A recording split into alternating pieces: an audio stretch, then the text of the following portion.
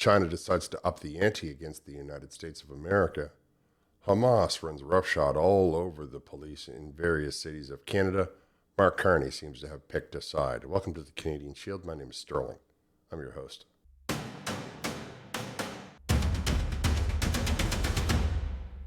At first glance, you might not believe that these two subjects have much to do with one another. However, they do have quite a bit in common. They have Canada, and most specifically, they have Canada's current unelected hand-chosen prime minister. So we're going to talk about China first, and then we'll talk about the situation in the domestic situation in Canada and how Mark Carney appears to be willing to ignore it for another ideological position coming out of the liberals and the far left. Many of you will remember yesterday when I played this clip from the Chinese government on the situation with the tariffs in the United States government and how they were on British television telling the world in English that they didn't care what the Americans were doing with tariffs. China is fully prepared to fight to the very end because the world is big enough that the United States is not the totality of the market in the world. So if the United States wants to go in that direction of completely shutting itself out of the China market, be my guest. Yeah, and China will lose the US market, which, as I've said, is 15%. We don't care. We don't care. China has been here for 5,000 years. Most of the time, there was no United States, and we survived. Right. And if the United States wants to bully China, we will deal with the situation without the United States. Okay, so if I understand you correctly, you don't care about the American market being denied Chinese goods. You are quite content to try to peddle your goods to the rest of the world and leave the American market all to themselves, and you don't care because China's been there for 5,000 years, and that's your position. And I understand that that's your position. However, I would argue that for 4,950 of those years, you have not been very technologically advanced. So, over the last 50 years, the only thing that has improved the state of the Chinese country on writ large is, of course, the infusion of the industry taking out of America and put into the Chinese countryside and cities and all the rest of it. However, having said all of that, I allow you to have your position. You don't care what the American market is, and you're quite content to let it be on its own. However, today there was an announcement from China because Donald Trump had stopped the tariffs on all the cell phones, the laptops, and the chipsets, or the computers and the chipsets. China today said that they urged the U.S. tariffs cancellation completely. Trump holds off the talk. So this is from Grok. China has called on the United States to entirely remove tariffs, labeling current U.S. tariffs exemption as a small step. In response, the White House has clarified that President Trump does not have any plans to discuss the tariff war with the Chinese President Xi Jinping. This development occurs amidst ongoing trade tensions, with the economic implications being closely monitored. So on the one hand, China talking tough, and then on the other hand, they're like, hey, wait a minute, you know what? I've changed my mind. America, please let me in. America, please let me in. Now, for those of you that have been paying attention, this is a step that I told you was coming, that the Chinese would have to take a serious hit because Donald Trump wants all of the industry that they have in their country brought into his country. Will he get it all? Maybe not. If he gets it all, how will that impact the dollar store, for example? Will he get most of it? Yes, because where they want to sell it will be in the United States of America. And he has, from the outset, decided that this was going to have to happen. He knew this before he was inaugurated. And anybody who has the simplest and slightest understanding of the world commerce knows that this is what's happening, that he's right now enticing all of the industry that is currently set up in China to come to the United States so they can manufacture all of the stuff that he wants to be manufactured on U.S. soil. I mean, when you consider the idea that we take most of the raw material, send it to China, they turn it into something and ship it back and sell it to you for $1, it stands to reason that we can manufacture the product inside of the United States. Now, there are ways to adjust with various costs and economic impacts that I won't dive into in this particular video because it doesn't really have the bearing or the relevance to the story that I'm trying to cover. What I would say is that the Chinese are very well aware of it as well, because they wouldn't have gone from one day going, oh, look, we don't care. And on the next day, hey, wait a minute, why don't you remove all of the tariffs? Which, of course, Donald Trump is not willing to do, because the idea is to entice corporations to bring their industry out of China or out of India and put them into, in this case, the United States. However, because Donald Trump didn't want to play ball, the Chinese made another move. the American market is so important to the Chinese that they have decided that they're no longer going to ship any rare earth minerals into the United States because they realize that without the United States market, they are going to go flat broke. They're becoming exceedingly desperate. There's not many moves that they can make after this. This is a pretty serious move. Here's from Grok. China halts rare earth exports to U.S. amid trade tensions. China has suspended the export of specific rare earth minerals and magnets to the United States. These materials are vital for industries such as automobiles, semiconductors, aerospace. This move comes amidst the ongoing trade tensions with China, also drafting new regulations aimed at restricting these exports to American companies, potentially affecting the global supply chains. Now, that's really good for Canada if we had anybody who wasn't a liberal in charge, because we have all of the rare earth minerals. And what's happened is the liberals gave much of the permission to the Chinese. So we send it to China. China processes it and sends it to the United States. I don't know why we do that. I would only assume that we're doing that to meet some agenda that has been put in place by the far left. Now, I don't know what the agenda is, but I know that the agenda got to go. I know that Canada is now poised to be able to completely shatter the trade issues that we are having with Donald Trump. And if Doug Ford wasn't so chained to the hip of Mark Carney, he might end up looking pretty good at it. But right now, he's probably sitting around asking himself, when will Mark Carney call me and tell me what to do? Of course, we have heard Pierre Poilievre talk about these rare earth minerals and unlocking the potential of the Ring of Fire in other parts of Canada, including all the way up to the Yukon, for years now, if you've been listening in the House of Commons. So we are aware of which government will actually be able to solve this problem and give us years and years and years of no worries and no problems. Mark Carney is already ideologically opposed to pulling those minerals out of the ground because, carbon bad. How this will impact Canada is still yet to shake out. Though I will say that the Americans are fully and completely upset about this. They are going to be upset about this. And the biggest reason that they're going to be upset about this is because it's almost an act of war. I mean, it is just on the line, right? I mean, you're talking all the way down to magnets. For those of you that may not be aware, we use a lot of magnets in electrical generation. Oh, man. Now, will the Americans be calling up Doug Ford right now? Will they be talking to many of the places in Quebec that might be able to mine them? Can we get them out of the ground fast enough? Can Mark Carney get out of the way? Will the boomers vote for the Conservatives so that we can have a government in place that will absolutely work in harmony with making Canadians wealthy? These are factors that I can't, at this time of recording, discuss because there's too many ways that the wind could blow. Now, before I tell you one of the things that really has me concerned, I will point to Charlie Kirk, the first post. The fact that China is stopping shipments of rare earth minerals proves Trump's point. We are blindly relying on China for our critical needs. If we don't fix it, we are a permanent vassal state. And he is right.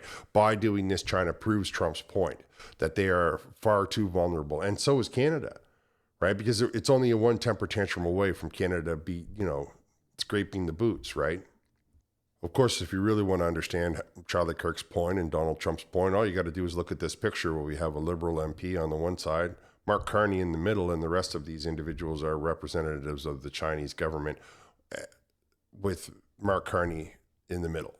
We now see that Mark Carney and China are the only two people standing against the United States, and now they have decided that they are going to, what? I mean, what is Mark Carney's plan here? Is he going to get out of the way? Is he going to try to take credit for it? Is he going to allow the Chinese military to come into Canada? I mean, there's so many options on the table for him that would be detrimental to anybody who was not a totalitarian authoritarian. So, and I mean, I get it. The Chinese landing in North America is a bit extreme. However, we can see that there's no pictures of Mark Carney standing around with Americans flanking him on both sides. So there's a strong tie that Mark Carney has already with this government, who knows the Chinese government, who knows where they're getting the raw materials for these rare earth minerals, are Canada. How this plays out, how this shakes out, is going to be very interesting over the next couple of days. We'll stay tuned. Hamas supporters have been rampaging all over Canada over the last couple of days with their intifada, their religious war, bringing it into the Canadian country, bringing it into our peaceful borders, our coexistence. and trying to demand that Canada do something. I don't know what. I don't know what their demands are. They just seem to be angry, hostile, and aggressive. I question why they're not doing this actually in the country of Gaza, but I suppose that's a different video. This one, I want to talk about how all of this is going on and the centralized federal government is doing nothing to stop it. First, I will take you to Edmonton, where they captured or they arrested somebody for getting over the line with one of the police officers. And there's a couple of videos of it, like a couple of different angles. So I'll let you see this one first.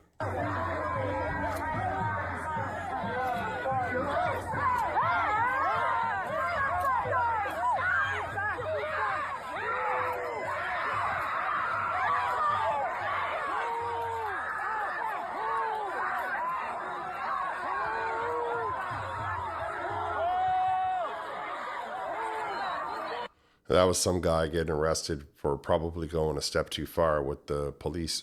And I for one, think that it's about time that, the police started to stand up. Now, if we come down here into this video, I'll make it large so we can see it from a different angle.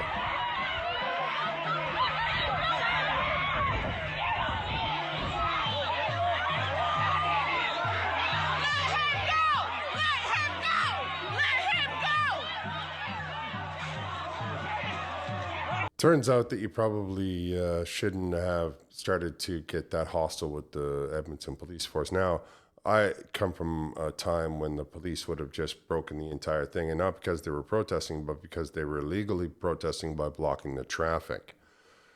I think that the biggest disservice that has happened to this country is this idea that we all have to play nice. It's law and order, and I want law and order, and we give these implements to these individuals because I want law and order. I don't want to be... What if I was walking down there with like my daughter or something? I should put up with these people screaming at me. I should put up with them acting like crazy people. What if I was in a hurry and I had to get my car somewhere and then they're blocking the whole bridge? What gives them the right? Where's their entitlement coming from? It's not even this country that this fight is happening in. So what are you doing? What are you actually hoping to achieve? The police owe the rest of the country to get them out of the way, not to bring them donuts, not to hold their hand, not to give them coffee. They have a job. But of course, we have far left politicians in the government there, right? The mayor and all of the people are all on extreme far left. So they want to defund the police, right? They don't want to bring law and order. They want chaos, madness, and they want the people like that to vote for them. That's who they want their support from. The Hamas were unruly in Ottawa as well, and they called in some of the riot police. Daisy Media caught it. After a chaotic day of anti-Israel protests in downtown Ottawa with multiple incidents, OPS, Public Orders Unit, were finally deployed at the PMO. So that would be the Ottawa Police Services, and that would be the Prime Minister's office. It took only a woman with the Canadian-Israeli flag getting attacked and having her flag stolen, and the OPS getting spat on. So here's a look of those guys coming into the scene. The pro-Palestinian march. This is wild, folks. If they got ideas,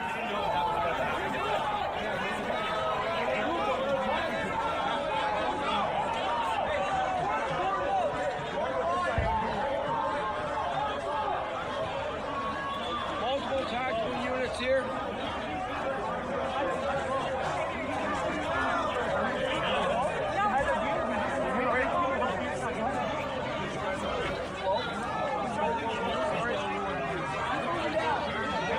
Now, there was a Rebel News reporter in Montreal covering the Hamas protests, of course, which got out of control. And true to form, right, they didn't go after the Hamas protesters because they're probably too intimidated. So what did they do? They put 7 or 8 of them onto one female reporter with a cell phone because she's the threat.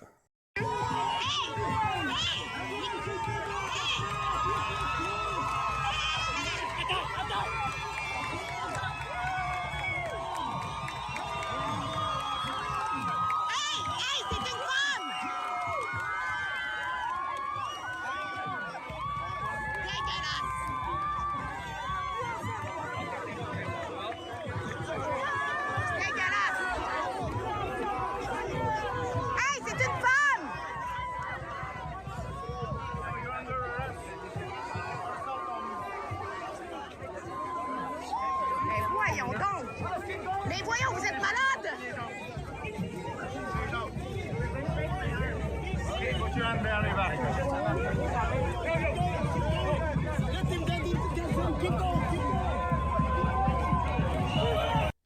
I mean, I think we've seen enough to realize just how disgusting that was. And that's, of course, the police in this country, right? They attack the person who wants to do the recording. They attack the person who wants to tell the truth. They are always going to attack the person who is trying to tell the truth and the far left, because the far left can't handle the truth.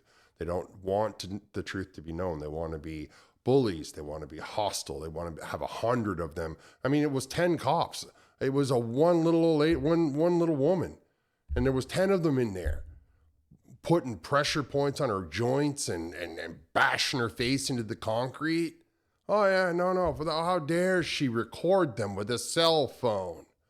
Ooh, what would they have done if it was a 10-year-old recording them with a cell phone? They probably would have brought in the riot police, thrown tear gas at them.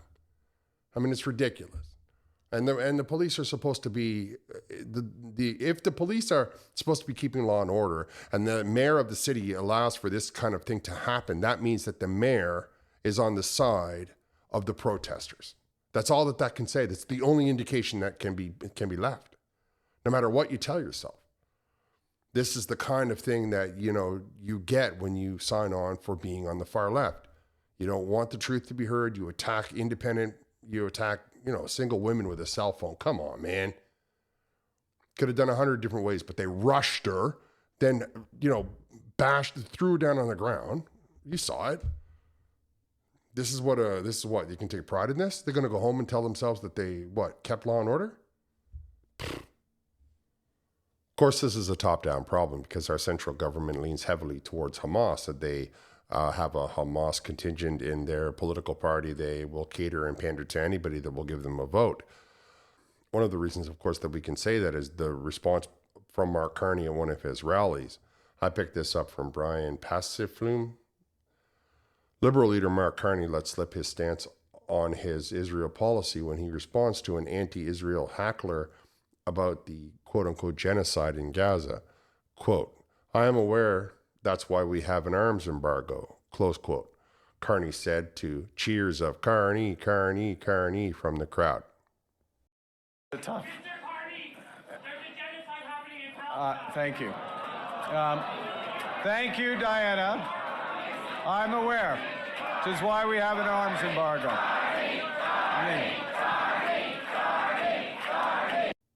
We can hear where Mark Carney's loyalties lies by the way the whole room cheered for him. How he talked about how there's an arms embargo, and yet he wants to give all kinds of money to the other side of the conflict. This is what happens when you have a weak central government. They will run around. It's the same thing as when he told Alberta he would give them a pipeline, and then when he told Quebec he would never put a pipeline across their province. He does the same thing. He promises everybody everything so that he can get what he wants, so that he can get your vote and then drain all of the resources out of Canada while he gives contracts for modular homes to himself, while he gives contracts for heat pumps to himself, while he steals every penny and everything that's not nailed down. All the while allowing wars from across the world, other people's wars, foreign wars, to permeate all of our major cities, all of our higher educations, and doing nothing about it. Telling all of the police to stand by and defund themselves and don't to touch a single solitary thing, without ever bringing the law and order that if we were in those other countries, they would crack down in a heartbeat. They would do it in a split second. So now, on top of everything else, they look at us like we're weak and we're pushovers. Well, I, for one, just don't like the way that feels. I don't think anybody should be bringing their conflicts into this country, whether it be Eritrea, whether it be Kazakhstan, whether it be Gaza. It doesn't matter to me, whether it be Russia. I don't care. I don't want it here. If you want to have those fights, you can go to those countries. If I'm having a fight in this country, it better be over something that affects Canada. All right, you can let me know what you think down in the comments. Am I being unreasonable? Or do you believe that our weak central government is part of the problem? I want to thank you for listening. I'll talk to you next time.